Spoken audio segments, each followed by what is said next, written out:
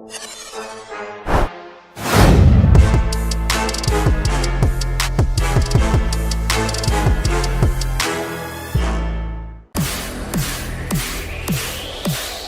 watching Oilers Nation every day with Tyler Yaremchuk. Your one-stop shop for all things Oilers. Jake Ottinger at Rogers Place. I haven't seen a mismatch this bad since Waz at the craps table. Let's get into it with the lead.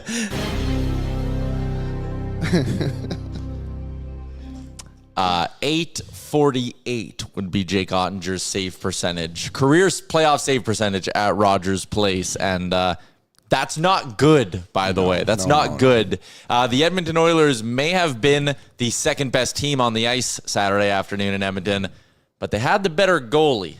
We'll talk about that today. Welcome into Oilers Nation every day. Hope you all had a great weekend. We come to you live from the Sports Closet studio. From jerseys to hats to the legendary foam finger, you'll find it all and more at the Sports Closet. We're also a presentation of Bet365. Download the app. Use the promo code NATION, whatever the moment. It's never ordinary at Bet365. The people love it, Liam. That was all you, though. You nudge me in that direction whenever we need to go there. It's just such an easy one. I'm like, what should we do? What should we do? And then the Oilers go and smoke Dallas for 2 games. Like, we got to bring Waz into this somehow. Yeah. Waz was shirtless at Greta yesterday. That's not an image I wanted to see. It's on my Instagram story if you'd like to see it. It's so funny because he was like flexing a little bit. He has been hitting the gym to his He's credit. been looking good. He's got a little bit of chest hair going. Anything else you want to talk about? Waz? No, I'm nudity? good. Waz, all good. The Edmonton Oilers are up 2-1 in the Western Conference Final. It is a good day to be an Oilers fan, and actually yesterday was a good day to be an Oilers fan. We're going to be joined by Louis DeBrusque, I should tell you that. He is making his regular Monday appearance. Our feet just touched. No, they didn't. They didn't? No. Oh, they definitely did. They didn't. Your feet are so far away. Oh, maybe I just hit my stand then. Anyways. On the foot. Now that it's behind us and in hindsight, and we know that it resulted in an Oilers win, what did you make of the matinee start? I actually quite enjoyed it. Really? I did like it. I just felt like there was a lot to do after. That's fair. Like I had a nice evening. I would have, to me, 1 o'clock still was just a little bit too early. If they had lost, I would have hated it. Yeah, I would have hated it too. A 3 p.m. start, I think would have been sick. Because then you would have still gotten that. It's hot out. You're walking into the rink during the day. This feels cool. 1 o'clock, it was and I went to the game. It was okay, I got to be on the road to the rink by noon and got stuff to do in the morning. And it was still, I don't know, a little bit rushed for me. But still, it ended up working out for the Oilers. They get a win. We end up having a hell of a Sunday here in Edmonton. And, we'll break down that game from a whole bunch of different perspectives. What was, the crowd in the arena pre-game was crazy. When they were doing the little video before and letting the crowd chant and scream, I actually thought it was the loudest that crowd has been all playoffs, which is saying something. It was rocking in there before the game. I felt like during the game, maybe part of it was just because the Stars outplayed them for the bulk of the second or whatever. But even the third, when it was 6-1, I almost felt like it was the crowd who, they weren't drunk enough. If the Oilers blow out a team on a Saturday night or a Sunday night, there's the sing-alongs and the crowd's on the... Maybe it's because Ottinger's not that easy to chant, and we're really struggling with that one as a collection. It feels like you have to chant his nickname. You got to chant his nickname, or we had guys in my section doing Jacob, and I was like... Jacob? I was like, I don't like Jacob, but Ottinger's his nickname. I don't know. Was USA backup being chanted? Preston a little, tweeted that. But also it was so disjointed that I was in the arena and I was like, they're chanting you. And then at one point I thought they're chanting "You can't have us," and I'm like, is this a 51st state thing now? I was very confused in the arena. Anyways, it was still fun to watch the Oilers win a playoff game, walk outside, have it be 25 degrees out, pop off your jersey and walk to the car in a t-shirt. Again, a fun win, fun afternoon at Rogers Place. The Oilers are up 2-1. They gave the crowd plenty of reasons to get into that hockey game. So do you want to break that down or do you want to do the chat first? We can do the chat. All right, let's do the chat. It's brought to you by Odd Company Brewing, Nation Beer Everyday Lager, a crisp, clean lager crafted not just for game day, but for every day, crafted not just for matinees, but any sort of puck drop, although having a couple on Sunday afternoon would have been quite a good time, especially if we were down at Greta with the boys. But what's going on here in the chat? Did we already kick Doug out? Yeah, for bullying. Oh, what'd he say? He was making fun of Lance. If anyone makes fun of anyone in the chat, you're Gonzo Washington. There's one person who's allowed to make fun of Lance. It's me, because we're friends. Because you're best friends. Anyone else, you cannot make fun of Lance. Also, Doug Waite's been on thin ice lately. Yeah, it's just kind of annoying at this point. But yeah, bullying or making fun of someone else is just something I'm not going to stand for. I don't stand for it. So. I sit for it. I'm with you. Yeah. Austin was in with the first comment of the day. He said, damn right, boys. Damn right. All the Stu haters can sit down. Hope will never die. And we'll talk about Stuart Skinner in a little bit. Anna M says, gentlemen sweep incoming. And I was going to do this as a one big take later. Maybe I'll find something else. This doesn't feel like the Oilers are up 2-1. Feels like they're up 3-0. It feels like they're up 3-0. But Liam, that can be a dangerous game sometimes. Not for us. As long as they don't feel it, then it's fine. I know. And I don't think they do. I don't think they do either, because they've shown us at every turn that they're a very mature group. But like doing the DFO rundown with Frank and Gregor, even Frank, who usually isn't all that quick to like dump flowers on the Oilers, he was sitting there being like, so we're probably getting a rematch. He asked Gregor for his prediction. And I'm just like, that's a bit much. That is a bit much. It's only 2-1. Granted, you only need to win 2 of the next 4 games. Yeah. But you still need to win 2 of the next 4 games, and 2 of them are in Dallas. But like, there's still a long ways to go here. So I feel great.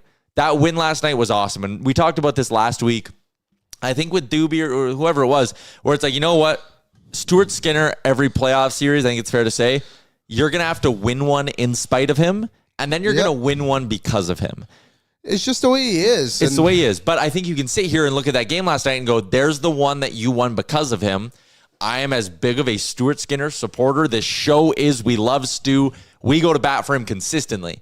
There is still just that little part of me in the back of my head going, they might still have to win one in spite of him. And that does make me a little bit nervous. It doesn't make me nervous because they've had to do it so many times before. And I just think this team is more than capable of coming through and doing it. And also, too, like, you mentioned it a few times this year, too. It's like Stu hasn't had his hot streak yet. Yep. Maybe this is just his hot streak. He is boiling. He is volcanic right now. It's insane. But, yeah, I think even if it does get to that, I don't think it's against the Dallas Stars. I just don't. Like, they put up, 34 shots yesterday, and however many expected goals, whatever. But they just don't have the sticks to finish. And that's a big difference. And I think Rantanen at the post at least once, maybe twice, whatever it was. I think one of them moves outside of the post. But look at the save Stuart Skinner made on Colin Blackwell in the first period. That was unbelievable save. And even in the last game, too, what was it? Esa Lindell, I think it was. I mean, not exactly natural goal scorers by any means, but you need the guy to make the stop. And he's been making the stops. And yesterday, I don't want to think what that game would have become if Stuart Skinner wasn't playing the way he would have. Yeah, again, it is absolutely not a stretch to look at this board we have up right now, see a 6-1 victory, see a +5 from Zach Hyman, 2 from Connor, 3 points from Ryan Nugent-Goatkins, as the whiteboard behind me says. Is that a mistake on the board? Goatkins? You can look at all that, but like, there is zero doubt in my mind that their best player last night was Stuart Skinner. Oh, me too. No doubt in my mind. Like, this is going to sound... This save is disgusting. Yeah. This is going to sound disrespectful to him. It's not supposed to be, but like, in his 3 shutout games, it didn't feel like he had a shutout. You know what I mean? He wasn't that dominant. Yeah, but last night, this is the game he deserved the shutout, and he didn't get it. Yeah. He was unbelievable. It was unbelievable. Dustin Schwartz drops in a super chat here. Locked on Stars podcast is hilarious. They keep crying about me being such a talented God-level goalie coach. Cup you. Thank you, Dustin Schwartz, for your donation to the Ben Stelter Foundation. Liam, and I guess Aaron, you are somewhat involved in this because we got to switch up our ad really quickly here. But let's do our scoring summary. Let's do it today for Charm Diamond Centers. You can get a custom ring built and delivered in less than 4 weeks. See how quick I did that? Yeah, you're good. You're good. You're on the ball, just like Charm is for all your jewelry needs. I went to them. Liam went to them. When it's time to get that big question out of the way, Charm Diamond Centers can get you the right ring. CharmDiamondCenters.com. You can also apply for a Charm Diamond Flexity card today. Get 0% purchase financing on, or 0% financing on your purchase in minutes. There you go. CharmDiamondCenters.com. Scoring summary. Well, hey, listen, we haven't done a show. We didn't do a show on the weekend, obviously. That's Aaron's territory. We don't touch it. But the Oilers did also win on Friday night, a 3-0 victory, and alas, a Stuart Skinner shutout in that one. And who was a key offensive driver for the Oilers in that one? Well, how about the guy who scores the 1-0 goal? Ryan Nugent-Hopkins from Evan Bouchard and Leon Draisaitl. The Oilers, for a second straight game, get a road power play goal. And I do think this one, 6-ish minutes into the hockey game, this was big in the sense of you had such a bad third period, right?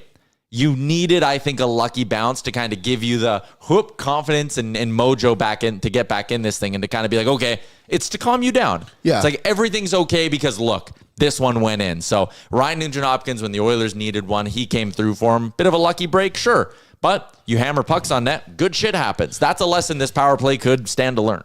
Yeah, the goals they've scored on the power play in these first two games anyway weren't exactly nice goals. The one Nuge got in game one, just the puck kind of just bounced to him wide open. And this one, of course, like you said, luckily gets to the back post there and Nuge is able to knock it in. But you're right, they've overcomplicated the power play in some parts to the extent of like Draisaitl's in the middle of the ice at certain points trying to like get backhand shots away. It's like, just go stand on the face-off dot and rip it in. And you know what I mean? The thing I love about this, layers of traffic, right? You have one guy there, one guy there, one guy there. And I don't love that they seem to kind of want to jump out of the way when Bouchard is shooting, but how could you blame him when Bouchard has a cannon like he does? But again, 3 layers of traffic, and one of you is going to find a way. So that was beautiful. Maynard's in says, is it Nuge's hand-eye or a lucky break? It's both. It's both. But you put yourself in a spot where you can get a lucky break, and then you have the skill to finish it off. Also, again, you guys are doing this every show. We can't control YouTube ads. Yeah, sorry, guys. We put our setting on the minimum. That is all we can do. You need YouTube Premium. That's why they're doing this, because they want you to buy YouTube Premium. Also, too, just so you guys know, and many of you are probably watching an ad now, so you might not see this. If you don't skip the ad, they won't come up as much. Yeah. I'm pretty sure that's If you a watch thing. it through. So just watch it. And rewind. And the only people who heard this are probably people who have YouTube Premium. Damn it. Second period. Edmonton plays what I thought was a very, very tight, structured game. Yeah, like, again, Stuart Skinner didn't have to make as many great saves in this game as he did in the game on Sunday afternoon. But again, you're always uneasy when it's a 1-goal game. And it's getting towards the end of the second period. And you kind of start to do that. At least I do. The jumps through my head of like, okay, 1 bounce here for Dallas. It's a tie game. They got momentum back. And then bang, bang. Brett Kulak, 15:23 mark of the second period from McDavid and Evan Bouchard, second assist of the night. And what a pass by Evan Bouchard, springing this thing up there. Like, this is, again, and this will be something I probably hammer home a lot on today's show. What makes the Oilers so dangerous? Because they can sit there and be quiet and be hemmed in their own end. And look, you just get a kind of a lucky break there as a puck doesn't end up in Dallas's net. And then Edmonton's able to just turn on the Jets and go back the other way. It's one stretch pass. It's one defenseman jumping into the play, and it's 2-0. And Edmonton, this was a bit of a theme, goals in quick succession, because about 90 seconds later, it was less than 90 seconds later, Connor Brown's 5th of the playoffs from who else? Ryan Nugent-Hopkins. What a weekend for Ryan Nugent-Hopkins to have. He finishes these 2 games with 5 points. This was the second of those 5. Whoops. That's not the Brownie goal. But Connor Brown, great deflection in front. And again, you can look at that and go, oh, it's lucky, right? He deflects it. It hits the ice. Instead of hitting the ice and going into Otter's pads, it hits the ice, bounces perfectly over his pad under his glove, and it goes in. But again, you forecheck hard, you create a turnover, second chance opportunities, and you go to the front of the net. Like, you just check all of those things that we say all the time and have kind of become cliches, but like, you make your own luck. You make your own opportunities. Yes, Connor Brown deflecting that puck perfectly past Ottinger. It's a little lucky, but damn it, it's a good play because you went to the net. I don't think it is lucky. I think he meant to do it. Like I know what you're saying. Yeah, like I just shows the confidence that Connor Brown is playing with right now at the moment too. The ability to, like, they were closest. Was it Kane right before that, I think, had the shot, right? But yeah, Connor Brown now leads the team in goals, or he's tied for first in goals with 5. I'm 95% sure about that. Is that a fact or a stat? Pretty sure that's a fact. Reese? Reese would be correct. Dry has 6 goals? Dry has 6, Bouchard has 6, and then Perry, Hyman, Nuge, Brown, and McDavid all have 5. That's what I saw then. Okay. Bouch got one yesterday too, Yeah, right? yeah. So that's it. That's it. Dry didn't get one yesterday. Well, speaking of yesterday's game, Edmonton, after a 3-0 shutout victory, the vibes are good, and once again, they get on the board. Not early in, but they get on the board in the first period when, okay, let's set the scene properly, I suppose. Missed puck over glass call on Brett Kulak. Watching the replay, it's very obviously a missed call. Yeah.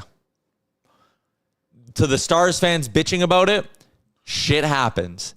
Like that's a call where there's sticks and puck over glass. It doesn't always get called properly. I mean, we had Jake Wallman round 1 against the LA Kings. That one did. I don't think got called properly. The Oilers had to challenge. It's a 5-on-3. It was a whole mess, right? Sometimes those get missed. You know what else sometimes gets missed? High sticking penalties. Yeah. Kasperi Kapanen flips Rantanen's stick into his own face, gets 2 for high sticking because there's no blood. It's not a double minor. It can't get reviewed. Again, calls will come and go against you throughout the course of a series. To sit there and be like Dallas lost because of a missed puck over glass and then Edmonton scored twice in 40 seconds. Okay, it's not like the refs went no call and now Edmonton's up 2-0. Like the Oilers still had to score 2 goals. Yeah.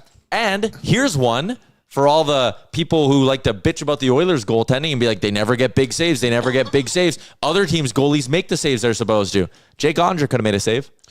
That Evan Bouchard ice burner. I know it's a Bouch bomb and we love it. And again, it's one of the, if that went in on Stuart Skinner, you know how many people would be killing him for that on Twitter? Yeah, that would be a tough one to allow. I mean, the 3-on-1, not much you can do on that. Paul Cody CC.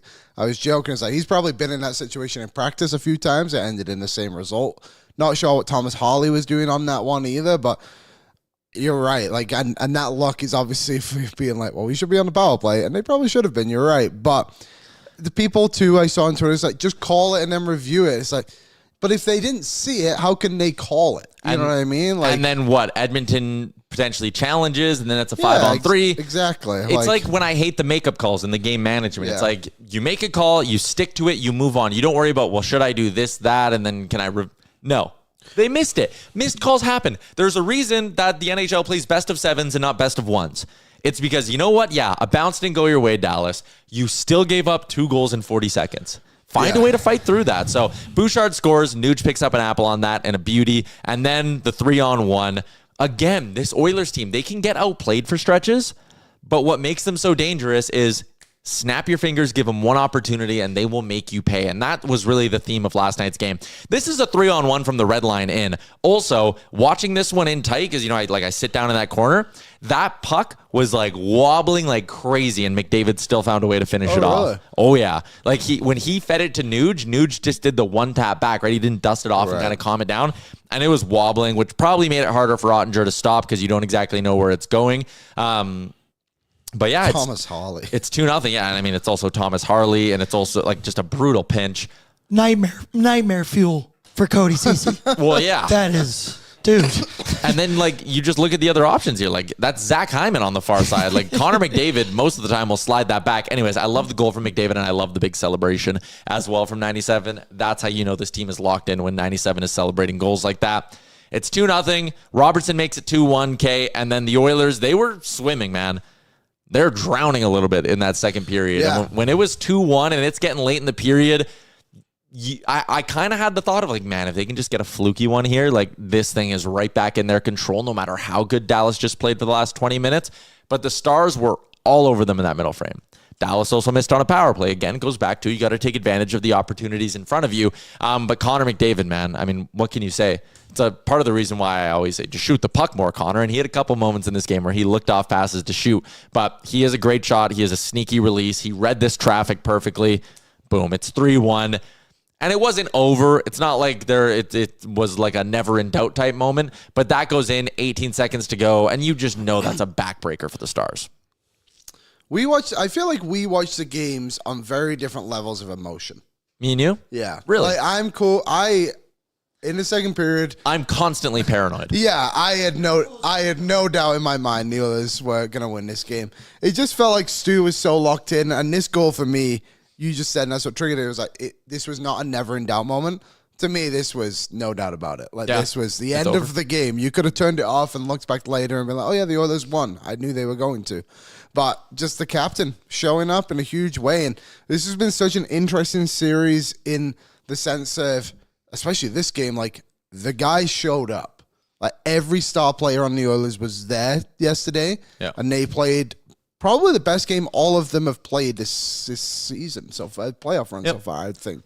Okay, well, if this wasn't the never-in-doubt moment, then Zach Hyman's breakaway goal, that was certainly the never-in-doubt moment. It felt like there's a certain angle on the replay, and I don't know if I'm just like totally making this up.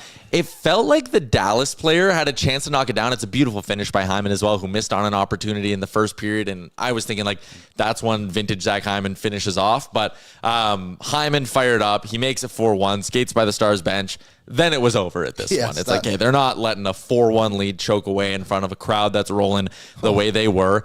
And what I was saying, the Dallas player, it looked like there's a reverse angle. They showed it in the arena. For a second, I thought maybe the Dallas player thought it was going to be icing and pulled his stick back. Oh, you kind of see it there right at the end, right? It's like the 91. Who is that? Yeah. He definitely has an opportunity to go get it. If you play it, you can see a little bit better. It is played through.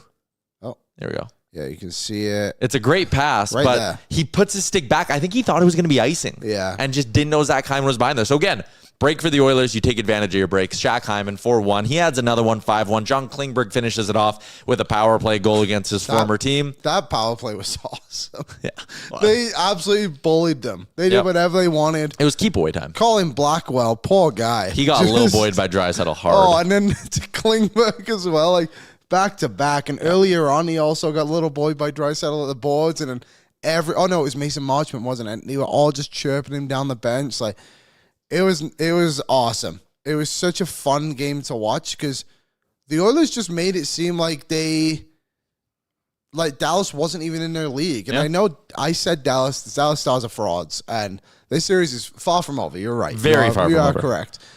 But my goodness, it's hard not to think that the Oilers won't just continue to play this well because I don't know how much better Dallas can play. Did that kid give him the finger? Yeah, that 8-year-old child is flipping off a member of the Dallas Stars. Yeah. That's awesome. Oh, Wow, quick one too. Dad didn't see it. Don't let Dad see it. Yeah, don't let Dad see it. Put that on. Reese, clip that. Caught in 4K though. Is our guest here? No, not yet. Well, let's talk about the two incidences that resulted in injuries. One from game 2 and one from game 3. Well, yeah. So the Darnell Nurse slash. I have a very, very simple take on all of this. I do too. Is it a dirty play by Darnell Nurse? Maybe. Okay. Sneaky. He knew what he was doing. When you chop a guy on top of the laces, you know where you are chopping him. Yeah. Okay. Was it a slashing penalty? Absolutely was called a slashing penalty in the moment. Yeah. Calling it a major and going to review it, I understand that decision perfectly. There's an injured player. You want to make sure that there was something you didn't miss. Also, upon first glance, I thought Rupe Hintz grabbed the wrong leg. He did not. Okay, it's a chop on top of the boot. A player knows what he's doing. Darnell Nurse knows what he's doing. It was a very hard slash.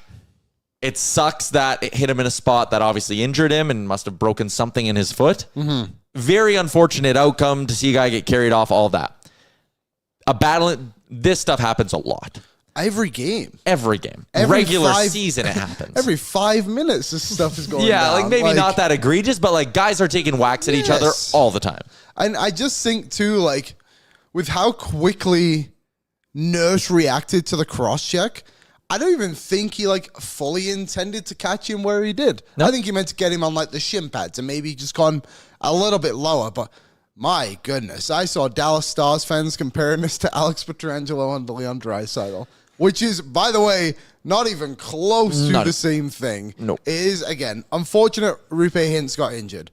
The fact that people were saying that this should have been a 5-minute major for the intent to injure, and Rupe Hintz got hurt. And I know what the rule is after seeing it, and I believe I knew it before as well. But I think Dave Jackson, who we've had on the show before, made a good point. It's like, it's kind of hard for the refs to determine, like, I know he got carried off, but he could have been back like 2 minutes later. And then the refs are just like embarrassed by it. Yeah. Like, I think the refs made the right call as much as it obviously upset Stars fans. Pete DeBoer after the game. Yes. Dropped a line that was something along the lines of, I would love to see what the reaction was if that was Connor McDavid, implying that Connor McDavid gets some preferential treatment. Yes. Can I give you some stats? Please do. All right, so I looked at players in these playoffs who have played in at least 10 games, all right? So you kind of take out the guys who are in the first round who can maybe skew some numbers, whatever. Yeah. Penalties drawn in these playoffs. You want to take a stab at who's second in the NHL? Rupe Hintz. Rupe Hintz. Should we find where Connor McDavid is? And let's go a step further. Let's do penalties drawn per 60 minutes on the ice, since Hintz and McDavid are on the ice a lot. So it would make sense if they're higher up the board. Okay. Penalties drawn per 60. We got Rupe Hintz coming in at 7th. There is no Oiler above him on the list. The first Oiler comes in at 10th. It's actually Vasily Podkolzin. But Rupe Hintz is 7th. Connor McDavid is, one sec, I'm still scrolling. There we are. 46th. Okay. The idea, and I get DeBoer, the gamesmanship of it all. Yes. He was standing basically on the tarmac at the airport doing his press conference, DeBoer, and said that they still weren't clear if Rupe Hintz was going to travel with the team to Dallas. The plane was boarded. Yeah, we know, Pete. You know. The idea that Connor McDavid or Leon Draisaitl's 43rd on that list, gets some amount of preferential treatment is hilarious. And again, let's go through all the Dallas Stars players who are above McDavid and Draisaitl on the penalties drawn per 60 list. We got Oscar Bach, Granlund, Rantanen, Bichelle, Steele, might need half the damn roster, Sagan, Sam Steele, Rupe Hintz. Like, they have like 8 guys who draw more penalties than McDavid or Draisaitl. I don't know. I get DeBoer's got to do it, right? He's got to stick up for his team. That's totally fair, and I get it. But I don't know. It sucks. Hintz got hurt. It sucks. Also, Rupe Hintz doesn't make last night anything different. Maybe it's 6-2 or 5-2. Even that's probably a stretch. Yeah, like, he's a good player. Yep. But I'm trying to find it here. This must have been, the Oilers must have lost that game. Carson Soucy, did he get a penalty at the end? He got suspended. He got a cross-checking penalty, but Zadorov didn't get anything in that. No. And I just think that, like, you're in the heat of the moment. I think Knobloch addressed it pretty well, too. He's like, whatever. Like, he just saw his player get hurt, but he actually corrected himself. Yeah. I don't know if you saw the Knobloch thing where he was just like, he was clearly going to say injured, and then he, like, stopped, and he's like, left the game. And I thought, oh, that's very good wood. And so Chris. You want to talk about the plays from last night or the play last night where a guy was hurt. I actually, before we do that, want to talk about the 2 plays where someone wasn't hurt, but they damn well could have been. Leon Bichelle hammers Ryan Nugent-Hopkins into the end boards going full speed. This was an interesting one. Yeah. I mean, hockey play, like there's a hockey play element to it. Totally. But the idea is that, like, Darnell Nurse knows what he's doing, slashing Rupe Hintz on top of the skates. And it's unfortunate he got hurt. Leon Bichelle knows what he's doing, pushing Ryan Nugent-Hopkins where he pushes him when he's going full speed. You know what else Leon Bichelle knew he was doing? Trent Frederick. Pushing Trent Frederick into a net going full speed. I think that was way worse than Nurse. Than Nuge, sorry. Absolutely. Yeah. But the point is, like, greasy plays like this happen all the time. Yeah, totally. Slashes, pushing guys in the inboards. And guess what? Slashing Rupe Hintz, yes, it hurts his foot. I get it. You could really hurt a guy doing what you did to Nuge or Frederick. I thought Nuge was done. Me too. I thought he was really done. This is an interesting... Like, that's such a bad angle on it. Because, look, he could let up right there, and he extends. He finishes that check into the boards. Like, watch his arms. It's so hard to say. It happens fast. It happens quick. So I don't know if he, like... I don't think there is, but like he's also fallen a little bit too. I think it was just an unfortunate circumstance of a play. I think the Trent Frederick one was way more deliberate than what that was. Way more deliberate. Yeah, the Frederick one was bad. Again, you know what you're doing, and you're frustrated because your team's getting smoked. Yeah. Anyways, Frederick and Nuge both fine. Connor Brown was not on the ice today because of the hit he took from Alex Petrovic. I know. Maybe this won't score me a lot of brownie points in the chat. I didn't think it was that bad. I didn't think. I thought it could have maybe been an interference penalty. Maybe, because he definitely didn't touch the puck. No, but the puck was right next to him. Like I think it would have been hard for Alex Petrovic to uncommit from doing that. He gets his head, but he doesn't leave. Chest and up. Yeah, it's a very. I almost think his head might have even hit the glass a little bit. I might have done more of the damage, but good hit by Petrovic. Very unfortunate, but that's what he's in the lineup to do, is to try and have a bit of a presence out there. And he's not been a factor in the series in a negative way. He makes a lot of contact with the chest there. I didn't have. That's a hit I'm fine with being in the game.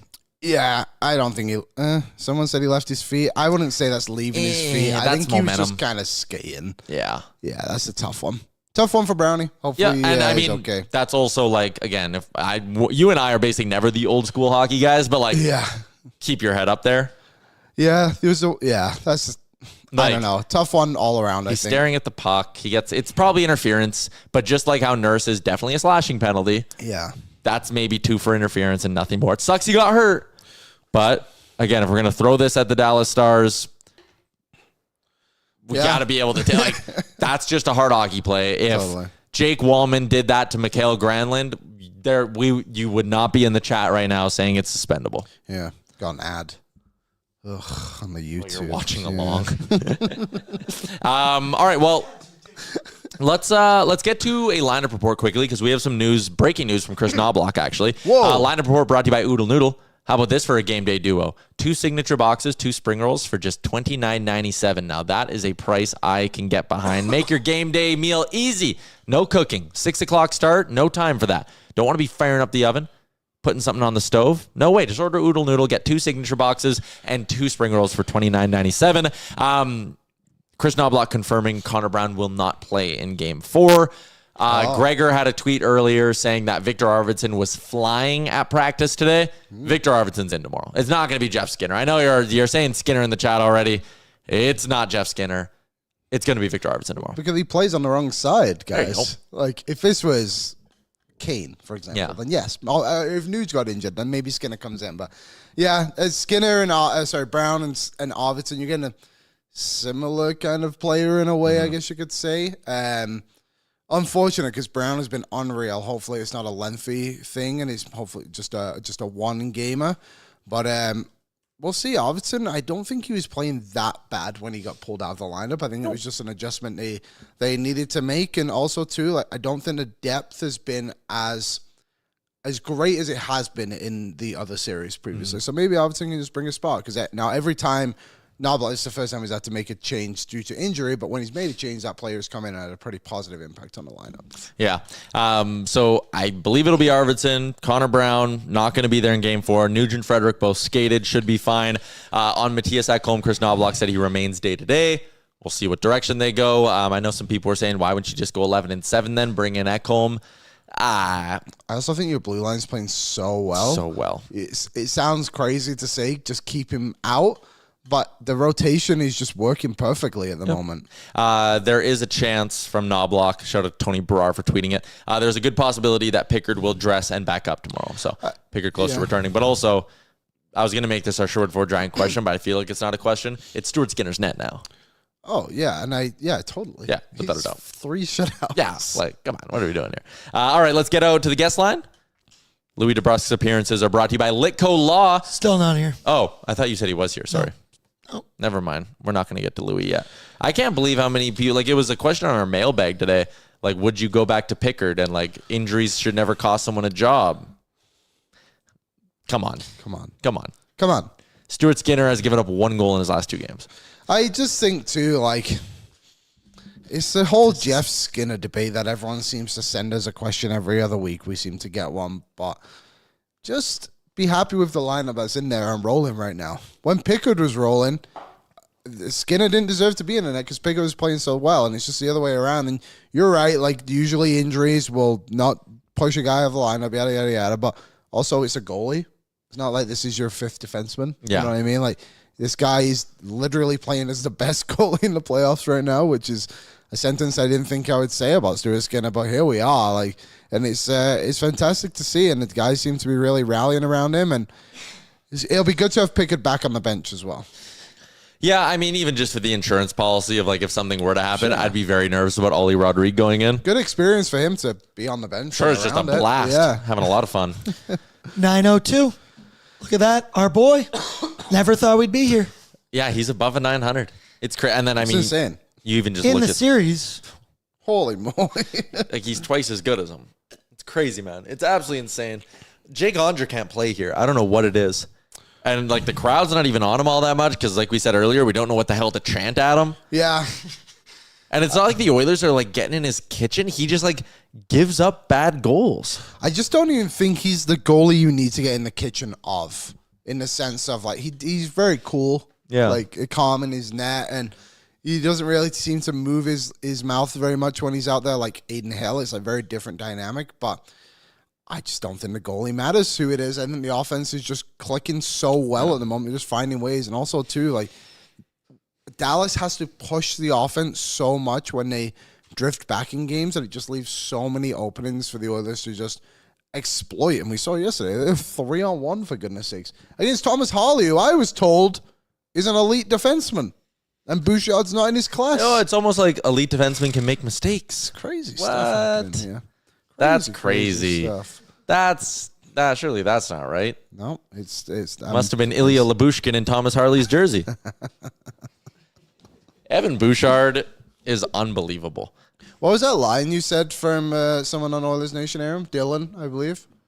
About Bouchard, his laziness. Oh, yeah. So this was, and I went on a good rant about this yesterday. We'll make it a clip from pre-gaming. That basically you call Bouchard lazy in the regular season, and I get it, but that in the playoffs, that laziness, which I call composure, is kind of his best asset. When the pressure's on in your own end, the pressure from the fan base, that composure, laziness, he's just a flat line the entire way. Like he doesn't get too high, doesn't get too low, and in the playoffs, that's a hell of an asset to have. The craziest thing Evan Bouchard has done in this whole playoff run is the fact he's on the penalty kill. Yeah. And he's like leading defenseman on the penalty kill.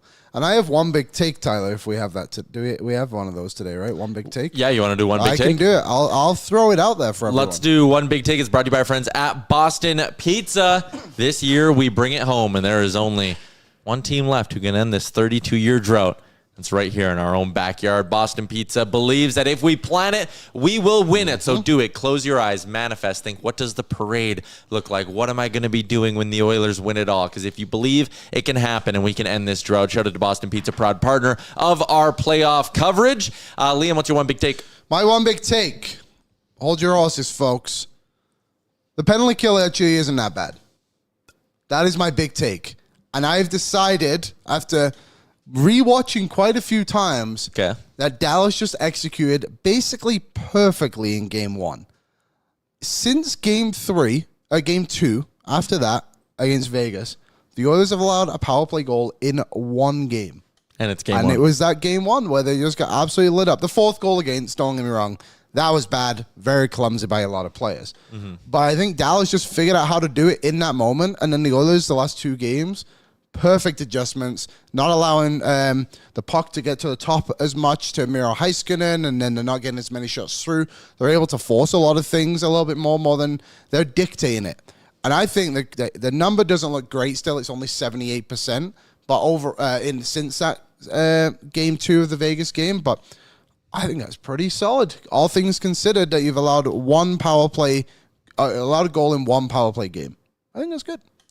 You were bad for 6 minutes. I agree. Yeah, that was it. And other than that, they have been very, very good. And that gives credit to Bouchard and for stepping in and becoming that guy, and all these other players as well. And did you notice, so they had the penalty kill to start the second period, obviously. Did you notice who the first D pairing was? Fresh ice, everyone's rested. Who does Chris Knobloch trust with the first PK shift? Was it Bouchard? Bouchard Wallman. There you go. He's gone away from the traditional Wallman eats pucks. I'm not saying he doesn't. But like the traditional shot blockers, grizzled, hard-nosed guys. He just puts Wallman and Bouchard out there because they can clear pucks. There has to be a layer of it too, because obviously McDavid and Hyman are getting a lot more time as well. Players who also understand how to play offensively. Yeah. I think it does have a good shift into things, because you saw it at the end of the game, and obviously you want to find roles for everyone, but like see a guy like Colin Blackwell on Dallas who's just getting lit up. Yeah. And it's because he just doesn't have an offensive style of game. He might just be a penalty killer, of course, but I think what Knobloch and Mark Stewart, I believe, runs the penalty kill, the way they've been able to change things, minus game one, which unfortunately lost them the game, has been honestly incredible. And they have allowed, let me get this correctly, game 3, they obviously allowed 4 goals, but they've just not allowed any goals either. They've allowed 1 goal outside of the games games 3 and game 1 against Dallas, and that's a credit to the penalty kill. Sit there, look at this blue line. Someone just said, how great is it to have Wallman around for next year as well? when you sit and look at next season and they have Nurse, Ekholm, Wallman, Kulak, Emberson, Stetcher, and Bouchard's going to get signed, I mean, that's a pretty good group of 7 defensemen. It's an elite group of 7 defensemen. Yeah. Like, you're going to run a left side next year that's Nurse, Ekholm, Kulak, and then you're going to have Wallman probably on your right side, one of Emberson or Stetcher playing every day. Like, Stan Bowman deserves some credit for that move, a ton of credit for that move. He deserves a ton of credit for the Klingberg thing, which we were hard on. Well, he was bad. Yeah, I mean, he was bad. Like, that wasn't whatever. Kapanen. Yeah, I mean, you look at the fact that Arvidsson and Skinner are in the press box. Those were Jeff Jackson's 2 big July 1 signings, right? Mm-hmm. Who are the 2 players playing in the spot where those 2 guys were signed to play? It's the waiver claim that Bowman made, and it's the guy Bowman traded a 4th-round pick for in Vasily Podkolzin. Yeah, Bowman, I mean, so far, so good in terms of this first year. As far as the Bouchard contract, I had someone in here, Matthew. Should we apologize to Bouchard now, considering we've been threatening him all regular season?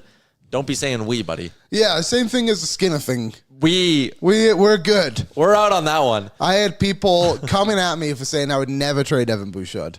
Them people, Jay, right here. He's just right here. I was trading Mo Seider for him earlier in the season. Great player. Insane. Bouchard, elite. Best defenseman left in the playoffs. Miro Heiskanen, I'll still give him his flowers. He's an amazing player. But the level he's playing at is exceptional. It's top 3. Yeah, man, he's been so good. And that shot, like, again, he just has a way. Also, our squad bet. Oh, Evander. So shout out to our friends at Bet365, an official partner of the Stanley Cup playoffs. Whatever the moment's never ordinary. Bet365. And if you want to bet on the Stanley Cup playoffs, they got you from game props, player props, totals, money line. You can even bet on futures, like how many goals some players will score in a series. Must be 19 or older. Please play responsibly. Bet365, official partner of the Stanley Cup playoffs. So if you forget, Liam and I did our squad bet. We hope you tailed. If anybody tailed, let us know in the chat. Hyman to score 2+ goals. Ding. Bouchard to score 2+ goals. Ding. Evander Kane's at 0. But if anyone can score in bunches, it's Evander Kane, Liam. And of course, I I did that with you, but then I also did Evander Kane separately.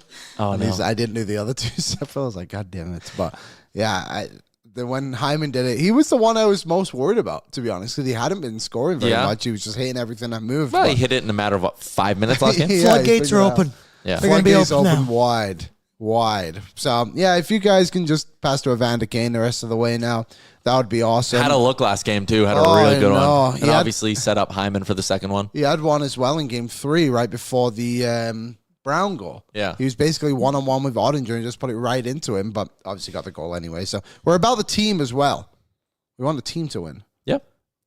Speaking of teams that are going to win tonight, the Florida Panthers plus 140 on the puck line. And I will be hitting it. I just don't see how they don't. Is 2.5 crazy? I don't think so. I did one on DFO Live today. You can still bet on like a player to get a point in every game in the series. So it's on the right there. McDavid to get a point in every game in the series is minus 155. So hoping Edmonton wins the next 2. Connor gets at least a point in each one. And then Sam Bennett, basically it's plus 110 for him to get a point tonight. And it's plus 245. I don't mind that because if Bennett can hit it for you tonight, then you're basically sitting there, and also no Sam Reinhart, so there are some minutes to go around in Florida for Bennett, who's been great in this series. But then you're basically sitting at plus 245 McDavid to get a point in every game in this series. It's not bad. That is actually really good. Yeah. Good odds. Gonna place a little wager on that. Also, Gregor had this the other day. It was before the game. After game 2, I should say. Okay. Bouchard now tied for 33rd all-time in playoff points among defensemen with 73. He has 73 points in 66 games. I'll tell you the guys he's tied with in their games played. This was from Gregor. He's tied with Gary Suter, who's played 108. Again, Bouchard, 66. 66, okay. Shea Theodore, 125. And Hall of Famer Rob Blake, who has 146. Wow. It's crazy. Hall of Famer Rob Blake. That is crazy, isn't it? Absolutely wild. Not that Rob Blake's a Hall of Famer. that Bouch is next to a Hall of Famer. No disrespect, Rob. So after his performance the other day, Bouchard is now in sole spot, 32nd. it's crazy, man. Everyone above him obviously has more games played than him. If you go points per game, Mulek said in our chat, however you want to dice up the metrics, it just goes Bouchard or it goes Bobby Orr then Bouchard in pretty much every metric. And Bobby Orr has 92 points in 74 games. Yeah. Which doesn't seem like enough for Bobby Orr, but less teams, obviously. Yeah. Let's play a factor in it. Plus, Bobby Orr plus 60. That's wild. Bush plus 6,000 for Conn Smythe. Who's the favorite right now? Connor McDavid, Cognac. 190. Bobrovsky, 210. Barkov, 800. Barkov, interesting. Yeah. Didn't he miss a game? No, maybe. I thought he got injured. Florida is missing a lot of guys tonight. No Mikkola, no Greer, no Reinhart. Yeah. It just doesn't matter. Carolina. Whatever. Blech. It's just silly. Yeah. Like, even like, what's his name? Rob the Bod comes out the other day. He's like, Jordan Stahl and Jordan Minot can't be our best player. Well, don't play them more than anyone else. Well, decent point, Yeah. because that's his whole thing, right? He'll never play anyone like more than 20 minutes or whatever. That's insane. But also that just shows the state of that Carolina room, because I get what Brindamore's saying, but also like that is a direct shot at Aho and Svechnikov. Mm-hmm. And then it's also like a weird veiled shot at Martinook and Stahl, being like, you bums can't be our best players. Yeah, like, that's true. If I was Martinook, I'd be sitting there being like, I play good every playoffs. What the hell are you coming at me for? Yeah, that is true. Skates in Shore Park in the summer, by the way, if anyone's looking for Jordan Marnikov. But also, too, like, we talked about it last game, but like, Jacob Slavin is just like not playing enough. It's crazy. Orlov looks like the worst defenseman in the league all of a sudden. I thought he was a pretty decent player. And then who would have thought Freddie Anderson couldn't do it again? Every year, that guy is just at the top of the leaderboards and everything. And he gets hurt or he starts playing bad because he gets worn down. Because he's just a good goalie. He's good. Don't get me wrong. And I still like their tandem because they're 4.75 for next year. But, I mean, that's... But I thought only the Oilers goalies played that bad. Well, every other team gets a save, right? I have breaking news for you. Freddie Anderson sucks.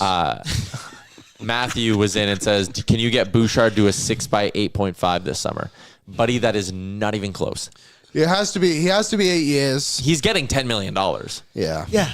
And you were just going to have to live it. Remember in the regular season when you and I were sitting here being like, man, you should try sign him right now for $8 or $9 million. Try get it done.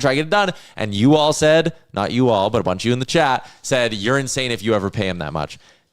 He does this every year. He comes into the playoffs and he finds a whole new level. And guess what? You have to sign guys when your last memory of them is what they did for you in the playoffs. Yeah. I've been thinking a lot about the regular season and just like how irrelevant it really is. For like some teams. For the Oilers, sure. For the Oilers, it just feels like like when we're bitching and complaining about Stuart Skinner in the middle of November, December, whenever it is, like you have to live in the moment, and obviously it's important to talk about. We're all fans and we love talking about the team, but like when you get to this point, he's just put up 3 shutouts in 4 games, whatever it is, and it's like, nothing matters. So there's a little bit of debate about it in the chat. I put $10 on Stuart Skinner to win the Conn Smythe at the start of the playoffs. Yeah, how is that going? The cash out has doubled since the last time I checked. So what was it last time? I put $10 on it. Yeah. The last time I had a cash out offer, it was $2. Now it's $4. We're rolling. Get 2 coffees. $10 into $2,000. I feel like there is some amount of a path here to this thing happening. 100%. Part of me says the voters just give it to Connor McDavid no matter what. But like, if Stuart Skinner, let's just humor me for a second. I'm with you. Whatever you're gonna say, I'm all in. Because I know what you're going to say next. Let's say he gives up 1 more goal this series. He's got another shutout and another 1-goal performance. Yeah. Which, I mean, it's what he's done through 2 wins so far. Why couldn't he do it again? In 5 of his last games, he has 4 shutouts. Of 3, I guess. Yeah. Go on. And then you get to the Cup final. If he outduels Bobrovsky, I'm with you. if it's a relatively short series, like who knows how it plays out, but like couple more shutouts, and at some point Stuart Skinner has a legitimate Conn Smythe case. He's in the conversation. Has to be. Criminal we're having this talk. Yeah, I know. I don't, again, the phrase, a couple more shutouts. Minaj says his play versus LA cost him that, but like, and I get it. It's MVP of the playoffs, not MVP of the finals. So that could hurt me a little bit, but like... But like, also it got to a point where he became such a huge part of it that it becomes part of the conversation. And it's very interesting. I do think it's a long way off, and obviously we're not even there yet, but Hey, I don't think that's like looking at your $10 now.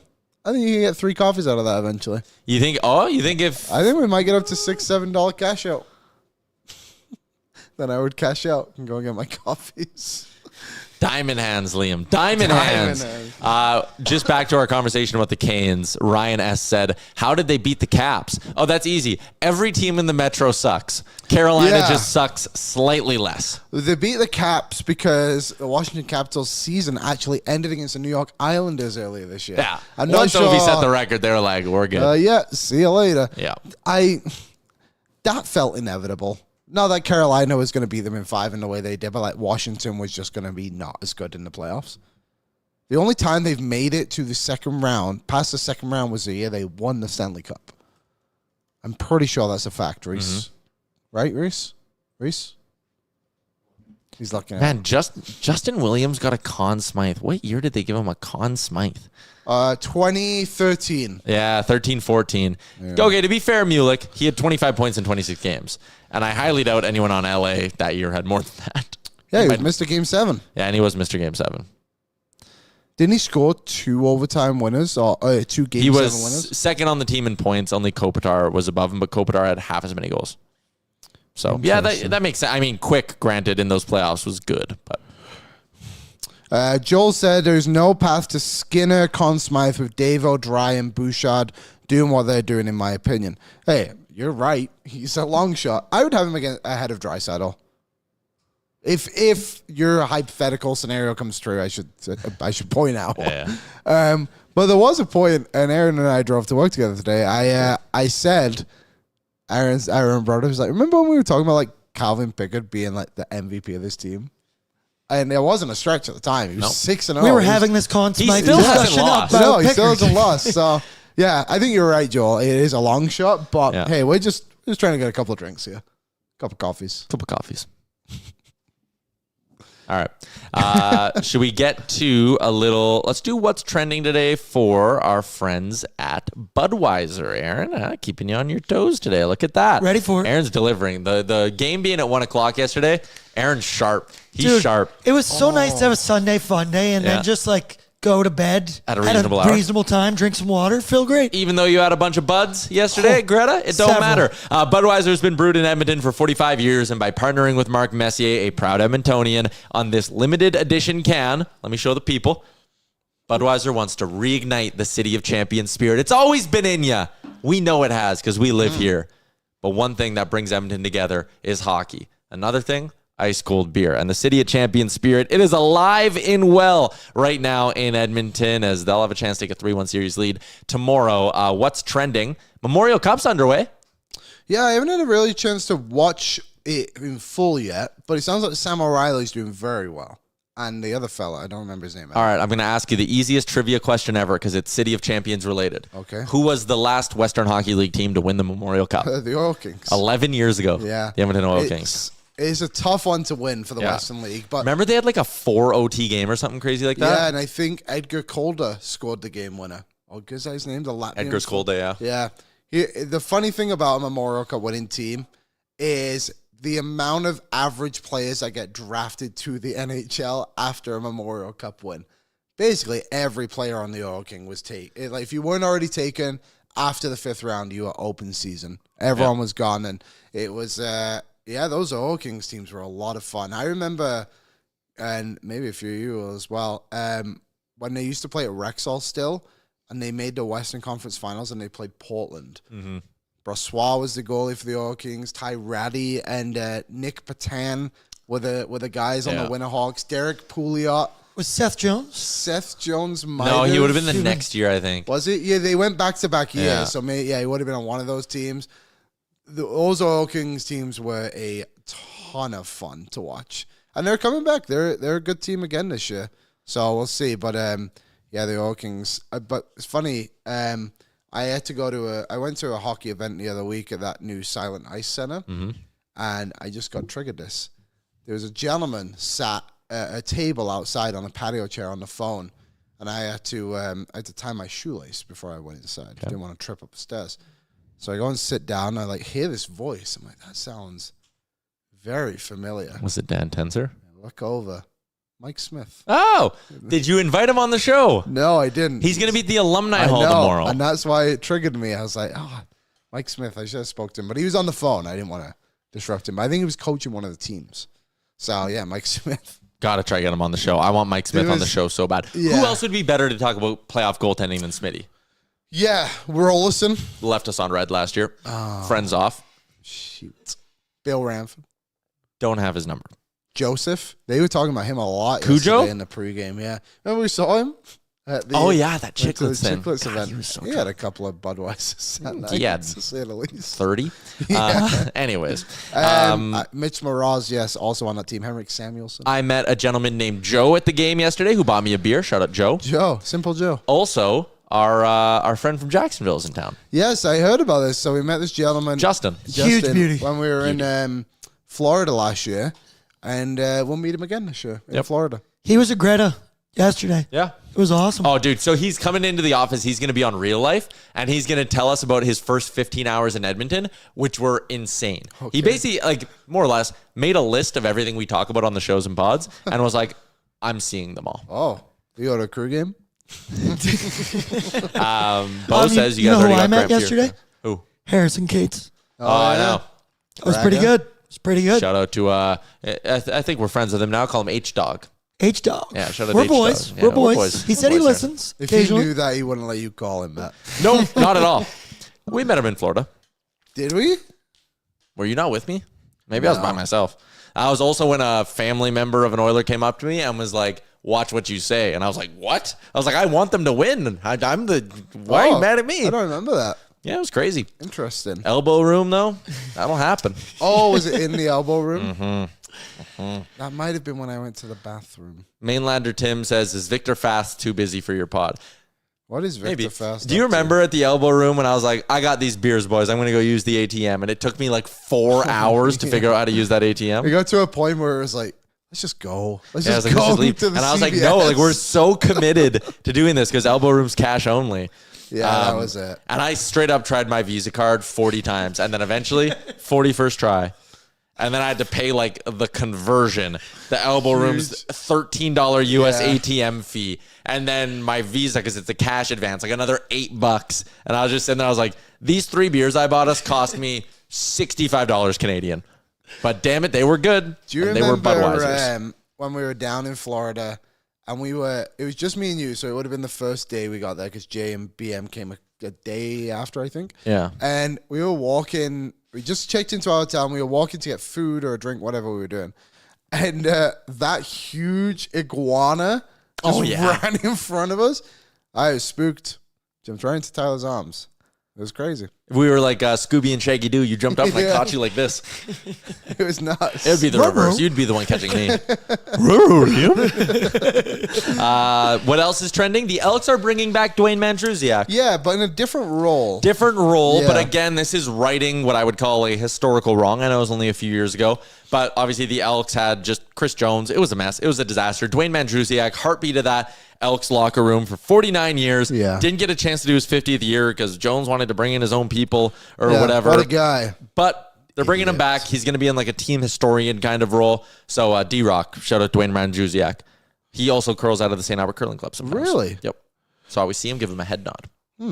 Yeah, that's good. Good move by the Elks to try and they're just doing a good job, I think, of just restoring faith in the organization a little bit. And I don't know how good they're going to be. They did play over the weekend and lost 31-4 against Calgary. By the sounds of it, Preseason. yeah, by the sounds of it, Calgary played all their guys, and obviously, like going on the road, you take the scraps. Not to be rude, but we all know what it is. Yeah. And they got smoked, but it is what it is. I think the season starts end of June. Sorry, I think. I don't know. I might go. That'd be fun. Aaron, do we have our throwback moment? Yes, we do. Do you have it with sound? Yep. Okay, I want to hear it with sound. On this day in 2022. There we go. And there you go. 5 minutes into overtime in Game 5, and McDavid scores! Game winner, series winner for Connor McDavid!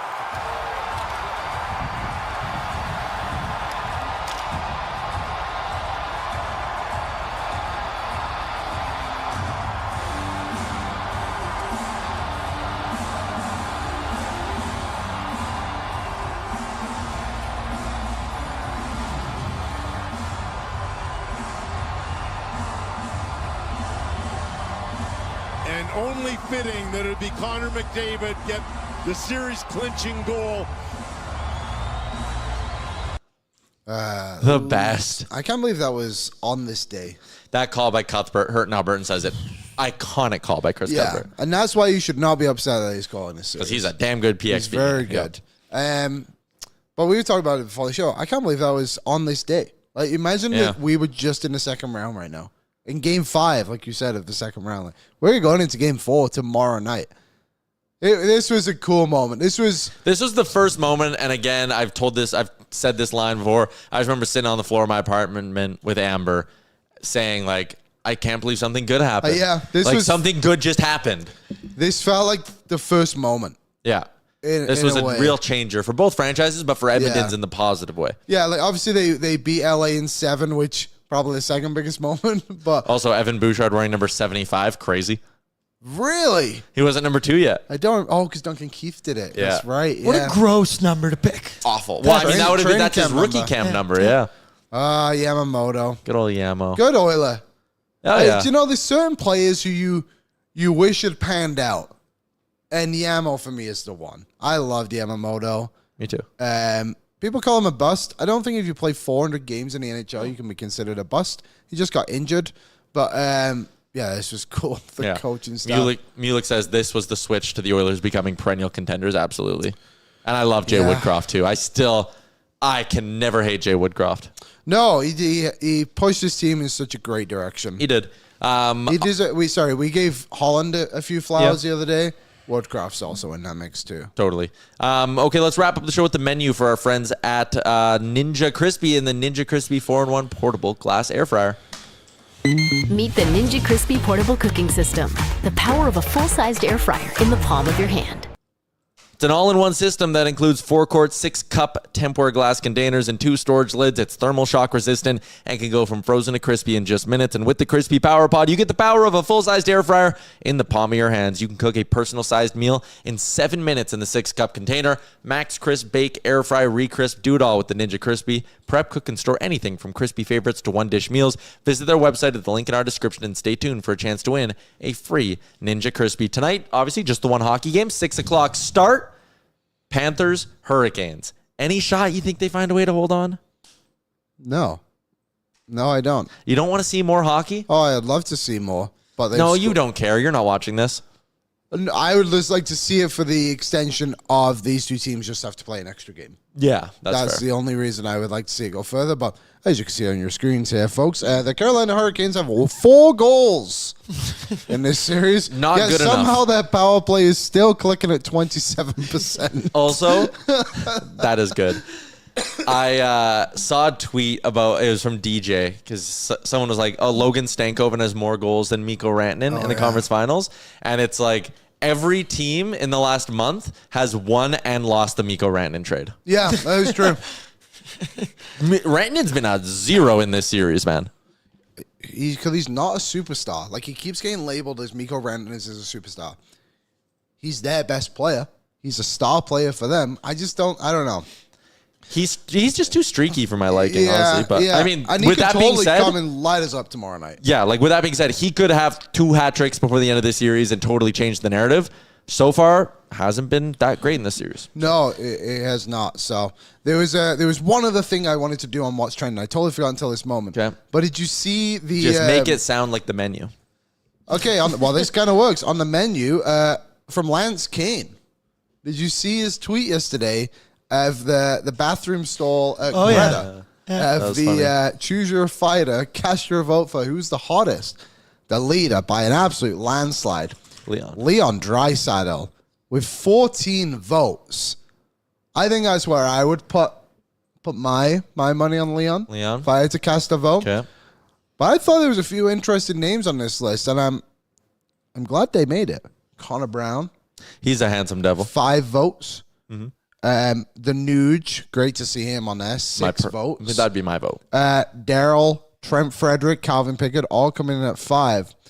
But the one I'm quite happy about, because you guys said I look a little bit like him. Kasperi Kapanen, 5 votes. Cheeks clap? Cheeks Kapanen coming in with 5. Tied Tied with the rest of them on there. Someone said tied it was, with McDavid with a beard, which I think is huge. Someone said disrespect to Henrique. Oh, here it is. Henrique got 5 votes. Yeah, sorry, I just didn't read his 6 name. votes. Yeah, let us know what you would vote. Would you add another name on there? Anyone you would add? I'm not that surprised. Who would you guys vote? Sorry. Nude. Oh, I mean, Draisaitl. Come on. I think I'm a Vander Kane. Wow, interesting. He's got great teeth. Yeah, he does have good teeth. Matthias Ekholm.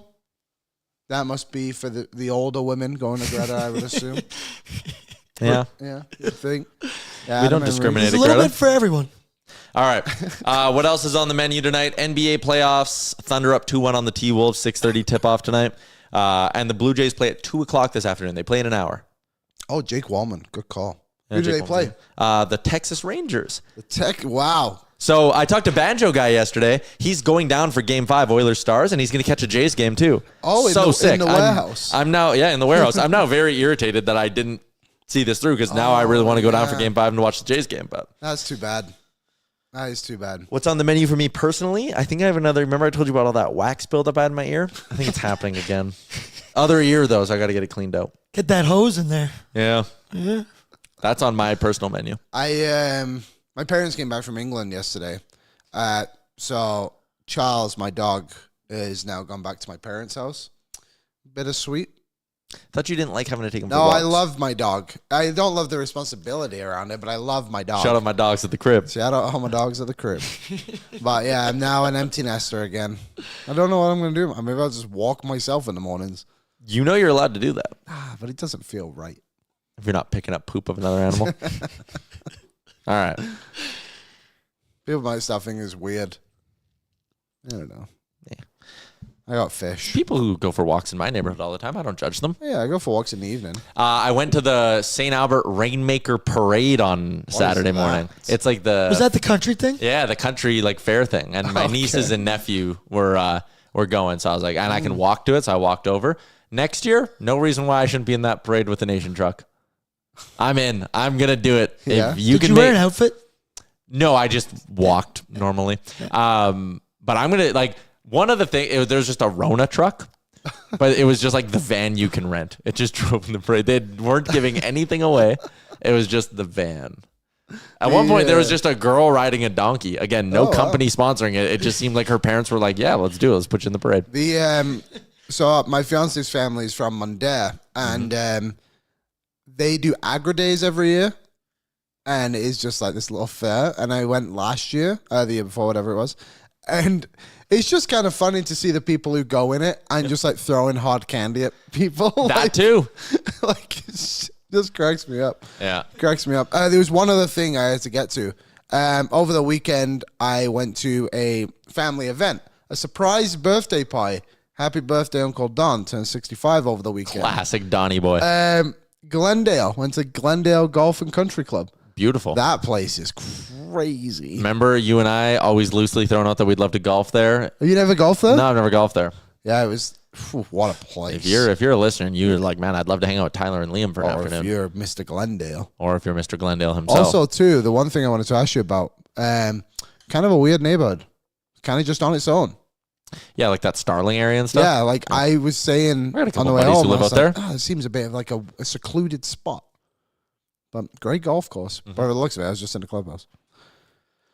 Yeah, it's a beaut. That's what Ryan Spotkowski said. Do you have a hookup, Ryan? All right, well, good show, guys. Louis obviously couldn't make it work today, but we'll have him later on in the week. Also, the big guest who I was chasing last week didn't get, texted me back last night and said, I'm sorry I didn't text you back. Is it Pat?